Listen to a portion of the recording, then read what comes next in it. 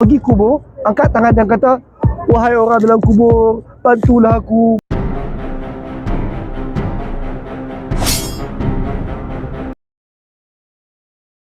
Istighatsah maksudnya meminta kepada orang dalam kubur tu.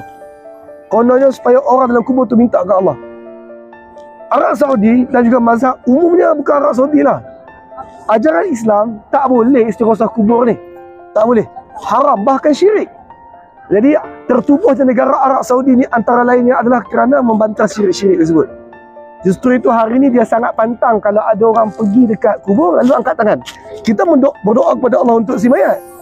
Tapi mereka risau sebab kadang-kadang cakap bahasa Melayu, tak tahu dia pun tak tahu dia cakap apa kan. Dia akan sakit, dia akan marah, dia akan pukul tangan kita, dia akan suruh keluar cepat-cepat. Itu sudut pandang mereka. Jadi sebab itulah kalau masuk pun, kalau tu nak doakan Nabi pun, jangan angkat tangan. Masuk Fuqara Baqi'ah pun, jangan angkat tangan. Nanti kita pergi kubur dekat ahli Uhud pun, jangan angkat tangan. Bukan sebab haram lah, tapi sebab polis-polis kat sini telah ditrain untuk larang orang angkat tangan dah belah. Dan tuan-tuan, tak ada perintah pun angkat tangan tersebut. Tak ada perintah Nabi pun. Doa ni, doa makan pun tak angkat tangan. Banyak doa tak angkat tangan. Doa tu penting, angkat tangan tu ada pilihan. Betul, Arab Saudi ni jasanya banyak terhadap dunia Islam dengan membersihkan syirik dan bid'ah dalam masyarakat dunia. Ataupun sekurang-kurangnya dalam masyarakat Saudi lah. Dalam masyarakat Saudi. Baik. So, masa bagi salam begitu. Benda berikutnya tuan-tuan, berhenti setakat bagi salam, jangan bercakap dengan orang dalam kubur. Sia-sia. Termasuklah kubur Nabi. Apa maksud sia-sia? Buat dengan tak buat sama aja. Bahkan kalau buat, takut nanti ada bermasalah pada hal akidah. Tuan-tuan bagi salam kat Nabi, Nabi dengar tak? Tuan-tuan, macam mana kita tahu Nabi dengar? Sebab Nabi bagi tahu setiap selawat sekalian, setiap salam kalian akan dilaporkan kepada aku setiap kali kalian selawat. Bukan Nabi dengar suara kita. Nabi mendapat laporan daripada malaikat bahawa sekian-sekian beri ucapan salam, sekian-sekian bagi selawat kepada kamu. Sebab itulah kita bagi salam itu menjadi sunnah. Termasuklah mayat-mayat yang lain pun. Tapi bercakap dengan orang dalam mayat, ingat, Allah maha mendengar. Orang dalam kubur termasuk Rasulullah tak maha mendengar. Jadi kalau kita duduk depan kubur Nabi dan kita kata, wahai Rasulullah, aku dah datang daripada jauh. Wahai Rasulullah, aku rindu padamu. Wahai Rasulullah, aku harap lain kali jumpa lagi Rasulullah, boleh tak minta ke Allah supaya tuan-tuan, semua benda tu kita cakap dengan tak cakap sama aja. Sebab Rasulullah tak dengar. Rasulullah tak dengar. Kalau ada mutawif yang kata, sebutlah, biar sebut lagi, ketahuilah bahawa tuan-tuan, benda macam tu sebut kepada Allah Ta'ala. Nak datang lagi Madinah bukan beritahu kat Nabi, beritahu dekat ke Allah Subhanahu Wa Ta'ala. So tuan-tuan, ada orang dia sentimental lebih kepada Nabi kita. Lalu dia rasa nak menangis. Nangis tak apalah. Saya nak peluk lah, nak cium lah, apa dekat batang kubur tu. Sebab itulah, dulu Arab Saudi benarkan, sekarang Arab Saudi siap bubuh benda ni lagi, bagi jauh. Tuan-tuan, di saat ada orang melampau je, mesti Arab Saudi pergi ketat. Ada orang buat overplay sikit, Arab Saudi pergi ketat. Dulu, Safa Marwah tu boleh pijak. Tapi bila start ada orang pergi, orang mula ketuk, orang mula kikih, batu kena bawa balik lah, pasang kaca. Dulu ada orang pergi pecah kaca tu, naik. Dunia ni macam tu lah. Ada orang jahil sama tu. Wallahualam. Silap-silap makam Ibrahim tu pun pindah pergi tempat lain lepas ni Arab Saudi buat. Dulu tuan-tuan, esok kita melawat Khandak. Masa Arab Saudi tubuh, Arab Saudi dulu, Arab Saudi kambuh Khandak tu, Khandak. Dulu ada tarik, longkang. Zaman Nabi dulu, Nabi sengaja tinggalkan satu bahagian daripada longkang itu untuk dilihat generasi kemudian. Tapi orang mula berdoa kat situ, orang mula solat 2 rakaat dekat longkang tu. Mana ada solat 2 rakaat kat longkang? Lepas tu ada orang mula duduk baling siling minta doa kat situ. Ada orang mula ambil pasir longkang tersebut buat tangkal. Arab Saudi kampus terus. Kalau episod tak ada. Dulu zam-zam tersebut pun kita boleh tarik sendiri pun dulu. Arab Saudi dapat, Arab Saudi telah pun senang kita kata simen lah, tutup pam sahaja. Why? Dulu jenuh duk cuci siling dalam tu, orang duk minta doa. Padahal agama kita tak ajar pun baling siling untuk minta doa dan pelbagai lagi. Inilah dilema Arab Saudi. Sama ada nak memelihara tempat-tempat bersejarah dengan nak menghalang syirik manusia. Itu dilema lah. Tapi tak apa, moga Allah rahmati Arab Saudi dengan pemerintahan ya. Kita jangan terlibat dengan syirik-syirik tersebut. Seterusnya tuan-tuan, yang ni kita kena berdiri sebab saya nak tunjuk.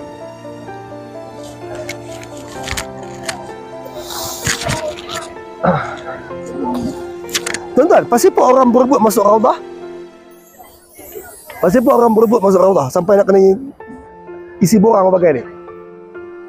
Kenapa orang berebut masuk Raudah? Ha? Yelah, berdoa sini pun boleh. Pasal apa masuk Raudah? Mustajab doa.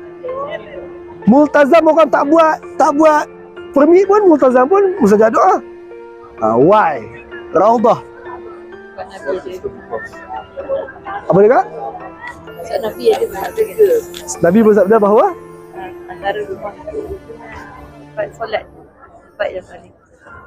sebab Nabi bersabda di antara rumah aku dengan mihrab aku, tempat solat tersebut adalah taman daripada taman-taman syurga. Jawapan tu bukanlah salah, betul lah tu. Tapi tuan-tuan, jawapan tepatnya adalah, kalau saya tanya tuan-tuan, Masjid Haram itu dihormati, siapa letak batu sepadan? Allah, ataupun melalui tangan Ibrahim lah. So, saya sebut kata 100,000 kali ganda. Kat mana? Mana tanah haram? Saya kata. Kenapa saya berani kata? Sebab Allah letak batu sempadan. Masjid Aqsa adalah kiblat pertama umat Islam sebelum Kaabah. Masjid Aqsa. Masjid Aqsa ni semua kompleks di atas Bukit Moriah. Masjid Aqsa tu dia terbalik dengan Mekah. Mekah semua kawasan tanah haram dalam lembah tu. Mekah dia lembah, bukit keliling dia lembah. Masjid Aqsa dia atas bukit, dia tinggi. Sama. Seluruh kawasan lembah tu tanah haram sebab Allah letak batu petanda melalui tangan Ibrahim. Seluruh Bukit Moriah tu adalah haram asyarif, tanah haram juga. Bukit Aqsa tu adalah kerana Ibrahim letak tanah juga. Tapi dekat sana. So tuan-tuan, sebab itu kedua-dua tempat tu ada jadi kiblat. Kerana siapa letak tanah? Ibrahim letak tanah melalui perintah Allah Ta'ala. Soalan saya, Masjid Nabawi siapa letak tanah? Yang tu benda besar tu kena tahu. Masjid Nabawi ni tuan-tuan, batu tanda dia tangan Nabi Muhammad letak. Allah suruh ke mula kat sini habis kat situ? Jawapannya tak. Ijtihad. Masa nak bina Masjid Nabawi tersebut, Nabi Muhammad mula dengan Masjid Quba dahulu. Lepas tu buat preparation sambutan daripada Masjid Quba tu datang, orang pun sambut. Orang Madinah ajak, mai lah tidur rumah aku. Akhirnya Nabi kata, no, kita buat rumah untuk Nabi dekat Masjid Nabi. Cara dia, unta Nabi ni kita lepas, tengok unta ni duduk kat mana. Akhirnya unta Nabi duduk kat Quba Hijau tu lah, senang kata. Lalu dibuat Masjid Nabi di situ dan buat rumah Nabi kat situ. Kawasan-kawasan keliling tu, siapa punya pun dibeli dan dibayar, ditebus. Lalu akhirnya buat Masjid Nabi. Tuan-tuan tahu tak semayang dalam Masjid Nabi dapat 1000 kali ganda tu? Tuan-tuan, Masjid Nabi ni dapat 1000 kali ganda hanya dalam sempadan era Nabi. Saya ulang balik. Dapat 1000 kali ganda tu hanya dalam sempadan era Nabi. Sebab Masjid Haram kita perbesar komplek, masih lagi tanah haram. Masjid Aqsa kita perbesarkan Masjid Aqsa, masih lagi dalam tanah haram. Haramnya Masjid Nabawi ni hanya dalam sempadan era Nabi tu sahaja. Mana-mana pembesaran kita sah dengan imam Masjid Nabawi, tapi kita tak dapat fadilat 5,000 kali ganda tersebut. 1000 kali ganda tersebut. Kita tak dapat fadilat tu. Sebab itu, kalau tuan-tuan tak boleh masuk Raudah, tuan-tuan tu tak rugi apa-apa sebab Mekah lagi tinggi kot. Maksudnya, kalau tuan-tuan tak boleh masuk Raudah, apa nak terkilan? Tuan-tuan baru balik dari Mekah kan? Mekah 100,000, Raudah cuma 1,000 je. Ratus ribu dengan 1,000 je. So, tak boleh masuk Raudah bukan benda yang perlu dikecewakan lah. Rezeki masuk. Raudah tersebut adalah, selain pada jawapan akak tadi, itulah sempadan Masjid Nabi yang asal. Oleh sebab semua orang pakat nak masuk, senang cerita kata semua jangan masuk, ambil permit. Sebab dia kecil sangat. Ustaz, Masjid Haram tak ambil permit pun sebab dia besar. Tu sebab dia. Kalau Masjid Haram kecil, kemungkinan ambil permit. Selesai tuan-tuan. So tuan-tuan, Quba Hijau tersebut adalah kubur Nabi pun belakang sana, rumah Aisyah. Kemudian nampak tak pintu 36 sini. Sebelah pintu 36 tu, actually bila kita keluar nanti, tepi sikit dari pintu 36 tu adalah Babul Jibril, pintu Jibril, yang mana pernah Aisyah, Jibril datang masuk melalui pintu tu, which is pintu rumah Nabi. Lalu Aisyah, Nabi beritahu kata, wahai Aisyah, Jibril ucap salam kepada kau, pintu Jibril.